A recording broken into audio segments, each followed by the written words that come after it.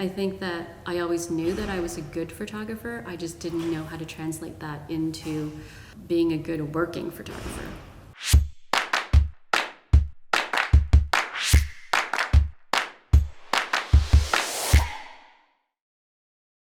So you're graduating and you are faced with a kind of vast unknown and perhaps a lack of resources that allowed you to structure your practice in a specific way up until this point.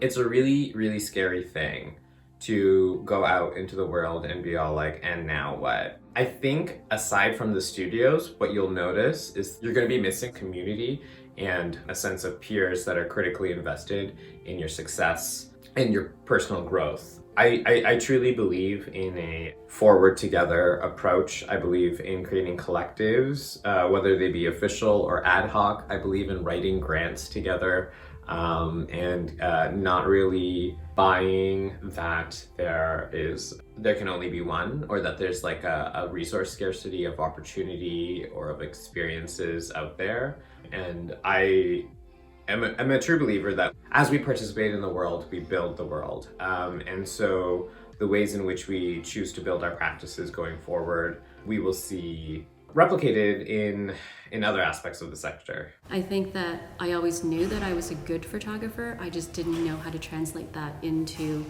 being a good working photographer. I think a lot of that had to do with that whole like fake it till you make it mentality, because I didn't see any representation and I didn't have any mentors and I didn't really hang out with any other photographers. I just had sort of isolated myself, and that isolation continually, just like brought on more insecurity. And there was a long time where every time a photo shoot would fail, I would personify that, and I would think that I was the failure. And so that sort of like perpetuated into like this spiral of insecurity, self-doubt, all of the bad things. And what sort of brought me out of that was working with people that looked like me, that had similar experiences of feeling like outsiders, that our experiences didn't matter in mainstream media. I started hanging out with other photographers, and instead of seeing other photographers as competition, I started seeing them as community and as support. And I am constantly craving community and support, and if I don't find it, I will create it. So I always had this group of women that I called Future Talk, and we would get together and we'd talk about our goals. I was just like craving community and craving just, like hearing stories of other people. I love accountability. Being a photographer and working alone, I just always wanted to be around other people. The more that I surrounded myself with different kinds of communities, the more I found confidence in my voice. So I also co-founded a group of female photographers called Sophia, and it was a group of commercial female photographers in Toronto that we would just see each other at events all the time, and we would like make plans to hang out outside of like these photo events, and they just never happened. And then finally, like we got down to creating a group to create personal work, because we were all dying to like expand our voices and not just work for clients. So we did that, and we had a group show at Artscape Young Place. It was curated by Claire Vandermeersch, and it was amazing just to be able to create a body of work as a collective. I was part of New Ho Queen, and we created so much material to promote parties for queer Asians in Toronto, and eventually had a show at the ROM as well as the Gardner Museum. To be able to take over these white spaces with queer Asian faces was like incredible. And I've worked with Yo Homo, and we've done tons of events together. Working with VSC, we've done projects together. And each time something like that happens, it just sort of like elevates not only the collective, but it elevates your own personal voice. And I have a personal project that I've created called The Matriarchy, which is a platform for women of color to talk about coming of age in Canada.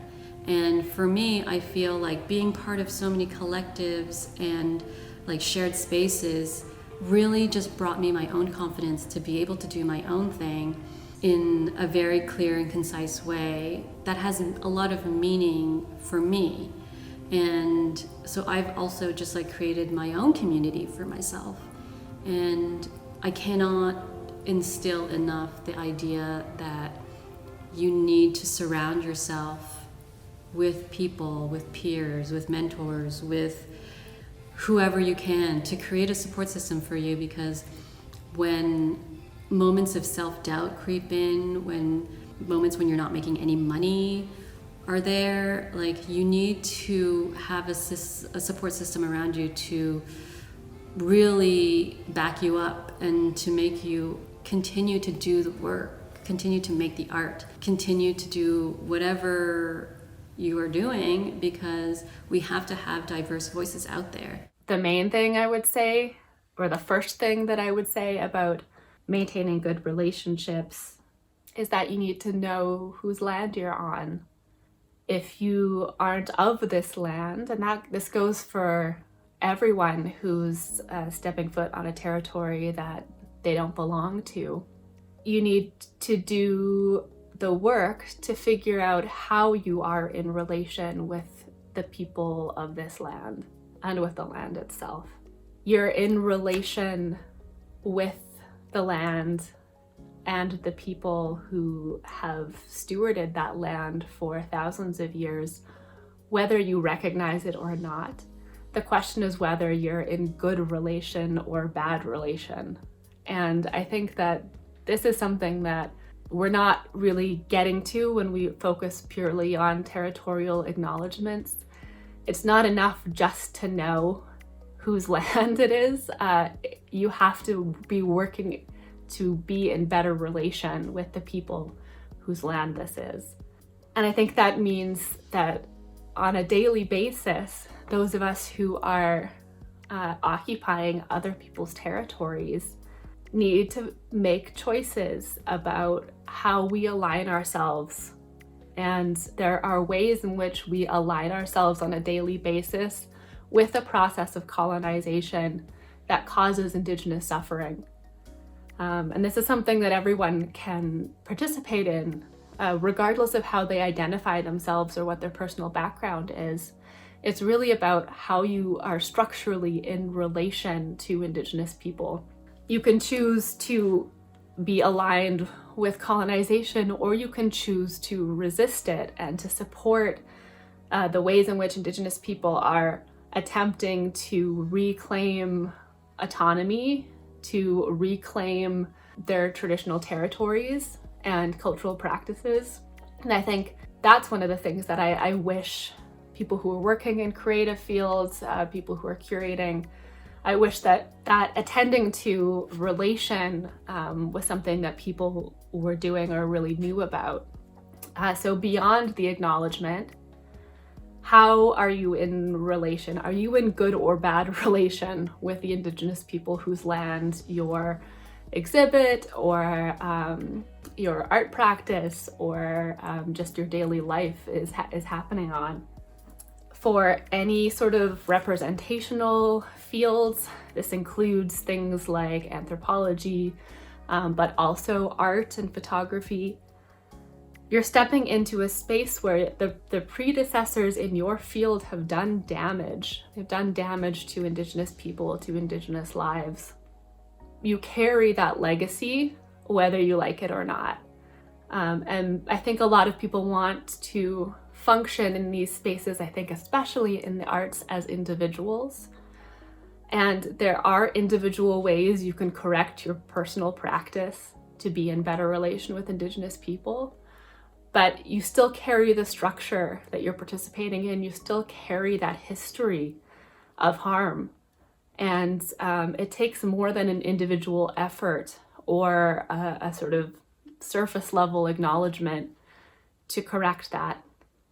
The only way to correct it is to get into right relations with Indigenous people. When I think about relationships, and the question around how do we create these good relationships, or how do we like identify these so-called red flags or things that I wished all cultural facilitators or curators knew about, would be the practices or the praxis of locating ourselves that comes to us from Black feminist thought and knowledge production, the recognition that our objectivity is a lie, that we're speaking from locations that we need to be acutely aware of and explicit about naming, that our boundaries are the distance through which we can keep ourselves and other people safe and cared for, that an mutual investment and interdependence are more sustainable and impactful than transactional interactions in relationships, that participating in exercises of collective power and broader social transformation is not only good for your spirit, honey, but it is part of your responsibility as an act of solidarity for the collective good. And don't accept seats at tables where the price is the psychic mutilation of yourself or your spirit, where you gotta bargain with pieces of you to be there, or where you really suspect that were your ancestors at that table, they might flip it over instead. Not every opportunity is an opportunity. Some of these things will chew you up. Some of these things will destroy you. Don't do it. It's not worth it. It's not worth it. And that's not what we get taught as artists. We get taught that opportunities are scarce, so you should just take them as soon as they come up. But you see, there's so many singular voices from marginalized communities in certain institutions, being the first or only person from whatever community, sometimes happens because we get in and shut the door, or we get in and we get used to shut the door, whether or not we want that to be the case. So really recognizing, understanding, and listening to critical voices in your community believe people about their experiences with institutions, and approach that with caution. They transact things inherently. They're not there for you. So make your choices accordingly.